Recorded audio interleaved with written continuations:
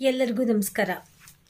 ಇವತ್ತಿನ ಈ ನನ್ನ ವಿಡಿಯೋದಲ್ಲಿ ಏಕಾದಶಿ ವ್ರತದ ಮಹತ್ವದ ಬಗ್ಗೆ, ಈ ವ್ರತವನ್ನು ಯಾಕೆ ಮಾಡಬೇಕು, ಈ ಉಪವಾಸವನ್ನು ಯಾಕೆ ಮಾಡಬೇಕು, ಇದರಿಂದ ಏನು ಪ್ರಯೋಜನ ಅನ್ನೋದ್ರ ಬಗ್ಗೆ ನಾನು ಇವತ್ತು ನಿಮ್ಮ ಜೊತೆ ಶೇರ್ ಮಾಡ್ಕೊಳ್ಳೋಕ್ಕೆ ಬಂದಿದ್ದೀನಿ. ಈ ಏಕಾದಶಿ ಈ ವರ್ಷ ಧನುರ್ಮಾಸದ ಒಂದು ಸಮಯದಲ್ಲಿ ಬಂದಿದೆ.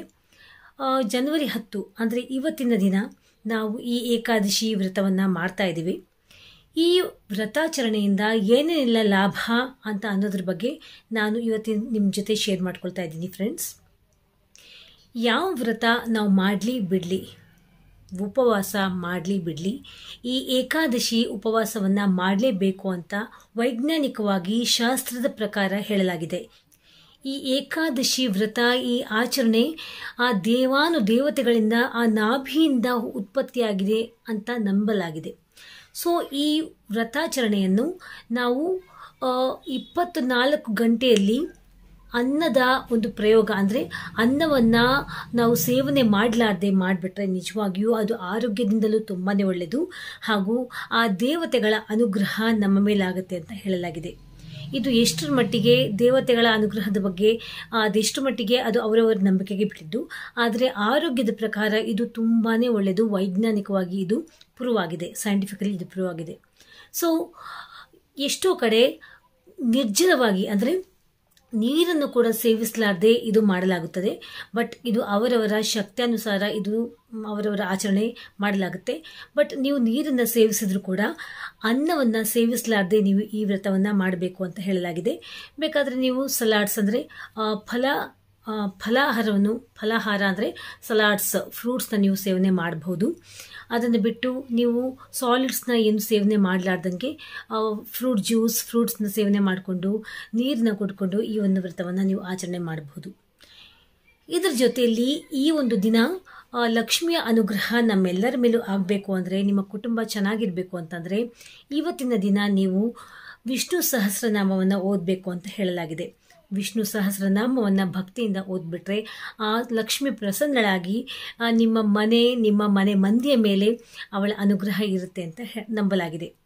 ಇನ್ನು ಇವತ್ತಿನ ದಿನ ನೀವು ತುಳಸಿ ಮಾತೆಯ ಪೂಜೆಯನ್ನು ಮಾಡಬೇಕು ಅಂತ ಹೇಳಲಾಗಿದೆ. ತುಳಸಿಯ ಗಿಡಕ್ಕೆ ನೀವು ಒಂದು ಪವಿತ್ರವಾದ ಜಲವನ್ನು ಅರ್ಪಣೆ ಮಾಡಿ, ಅಂದರೆ ಸ್ನಾನವೆಲ್ಲ ಮಾಡಿ ನೀವು ಶುಭ್ರರಾಗಿ ನೀವು ಮಡಿಯಿಂದ ಆ ತುಳಸಿ ಮಾತೆಗೆ, ಆ ಒಂದು ತುಳಸಿ ಗಿಡಕ್ಕೆ ನೀರನ್ನು ಹಾಕಿ ಆ ತುಳಸಿಯ ಪೂಜೆಯನ್ನು ಮಾಡಿ ನೀವು ತುಳಸಿ ಮಾತೆಗೆ ಬೇಡ್ಕೋಬೇಕು. ಆ ತುಳಸಿಯ ಅನುಗ್ರಹ ಹಾಗೂ ವಿಷ್ಣುವಿನ ಅನುಗ್ರಹ ನಮ್ಮಗಳ ಮೇಲೆ ಇರಲಿ ಅಂತ ಬೇಡ್ಕೋಬೇಕು ಅಂತ ಹೇಳಲಾಗಿದೆ. ಇದರ ಜೊತೆಯಲ್ಲಿ ನೀವು ಇವತ್ತಿನ ದಿನ ದಾನವನ್ನು ಮಾಡಬೇಕು. ಅಂದರೆ ವಸ್ತ್ರ ದಾನವನ್ನು ಮಾಡಬಹುದು, ಅಂದರೆ ಒಂದು ಬಿಳಿ ವಸ್ತ್ರದ ದಾನವನ್ನು ಮಾಡಬಹುದು, ಅಥವಾ ಆ ಧನವನ್ನು ದಾನ ಮಾಡಬಹುದು ಅಂತ ಕೂಡ ಹೇಳಲಾಗಿದೆ. ಇದರ ಜೊತೆಯಲ್ಲಿ ನೀವು ಈ ರೀತಿ ಮಾಡೋದ್ರಿಂದ ನಿಮಗೆ ಒಳ್ಳೆಯದಾಗುತ್ತೆ. ನಿಮ್ಮ ಒಂದು ಕುಟುಂಬದಲ್ಲಿ ನಿಮಗೆ ಶಾಂತಿ, ನೆಮ್ಮದಿ, ಐಶ್ವರ್ಯ, ಭಾಗ್ಯ ಸಿಗುತ್ತೆ ಅಂತ ಕೂಡ ಹೇಳಲಾಗಿದೆ. ಇನ್ನು ಈ ಒಂದು ಏಕಾದಶಿಯ ದಿನದಂದು ಏನೇನೆಲ್ಲ ಮಾಡಬಾರ್ದು ಅಂತ ಅನ್ನೋದಾದರೆ, ಈ ಒಂದು ಏಕಾದಶಿಯ ದಿನದಂದು ನೀವು ಮಾಂಸಾಹಾರವನ್ನು ತ್ಯಜಿಸಬೇಕು, ಮಾಂಸಾಹಾರವನ್ನು ಮಾಡಬಾರ್ದು. ಈ ಒಂದು ಏಕಾದಶಿಯ ದಿನದಂದು ನೀವು ಸುಳ್ಳನ್ನು ನುಡಿಬಾರ್ದು. ಕೆಟ್ಟ ಕಾರ್ಯ ಏನೇ ಇದ್ರೂ, ಕೆಟ್ಟ ಆಲೋಚನೆ ಏನೇ ಇದ್ರೂ ಅದು ನಿಮ್ಮ ಮನಸ್ಸಿನಿಂದ, ನಿಮ್ಮ ಬದುಕಿನಿಂದ ನೀವು ದೂರ ಇಟ್ಬಿಡಬೇಕು. ಏಕಾದಶಿಯ ದಿನದಂದು ನಿಮ್ಮ ಮನಸ್ಸು, ನಿಮ್ಮ ಒಂದು ಕಾರ್ಯಗಳು ಏನೇ ಇದ್ರೂ ಅದು ನಿರ್ಮಲವಾಗಿ ಪವಿತ್ರವಾಗಿರಬೇಕು ಅಂತ ಹೇಳಲಾಗಿದೆ. ಇವತ್ತಿನ ದಿನ ನೀವು ನೀರುಳ್ಳಿ, ಬೆಳ್ಳುಳ್ಳಿಯನ್ನು ತ್ಯಾಗ ಮಾಡಬೇಕು. ನಿಮ್ಮ ಅಡಿಗೆಯಲ್ಲಿ ನೀವು ಇದನ್ನ ಬಳಸಬಾರ್ದು ಅಂತ ಹೇಳಲಾಗಿದೆ. ಇನ್ನು ಪವಿತ್ರವಾದ ಮನಸ್ಸಿನಿಂದ, ಭಕ್ತಿ ಭಾವನೆಯಿಂದ ಈ ಒಂದು ಪೂಜೆಯನ್ನು ನೀವು ಮಾಡಬೇಕು ಅಂತ ಹೇಳಲಾಗಿದೆ. ಮನಸ್ಸಿನಲ್ಲಿ ಕೆಟ್ಟ ಆಲೋಚನೆಗಳನ್ನ ಇಟ್ಕೊಂಡು, ಕೆಟ್ಟ ಒಂದು ಉದ್ದೇಶವನ್ನು ಇಟ್ಕೊಂಡು ಈ ಒಂದು ವ್ರತಾಚರಣೆನ ನೀವು ಮಾಡಬಾರ್ದು ಅಂತ ಹೇಳಲಾಗಿದೆ. ಇನ್ನು ಈ ಒಂದು ವ್ರತಾಚರಣೆಯ ಅನುಸಾರವಾಗಿ ನೀವು ನಿಮ್ಮ ಬದುಕಿನಲ್ಲಿ ಏನೇ ಬೇಡ್ಕೊಂಡ್ರೂ ಕೂಡ ಅದು ನೆರವೇರುತ್ತೆ.